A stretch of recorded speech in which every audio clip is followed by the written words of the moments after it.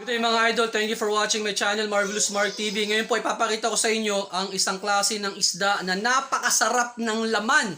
Para po itong karni ng baboy or parang karni ng baka kapag niluto nyo, napakalinamnam. Masarap lutuin. Pwede yung gawing parang bistek na luto, no? Or kahit anong lutong gawin nyo, sinigang.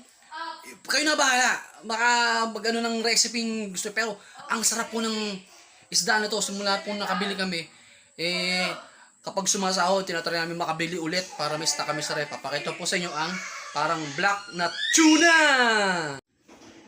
Yan, ito mga idol, yung nabili namin na parang black tuna. Kulay itim po yung kanyang laman, no? Kung makikita nyo po, ayan, yung kanyang texture.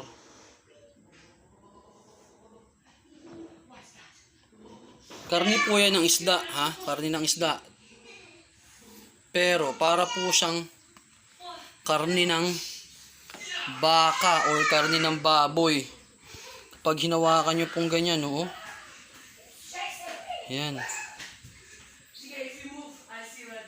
Yan po. Medyo kasi frozen po siya. Simula nung binili namin, nilagay namin sa freezer. At ngayon po, tinotone na namin siya. Binababad namin sa tubig. Yan. Ayan, oh.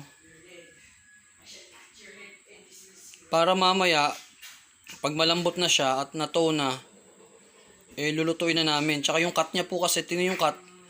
Parang cut ng karne ng baboy. Ang sarap po nito. Nung nakaraan po, nagluto ang asawa ko ng parang bistek style. Yung may kalamansi, may toyo, tapos may sibuyas na puti. Ako, sarap. Subukan nyo po ito. Sigurado, you will love it. Iyan, oh. Ayan, oh. Sarap yan.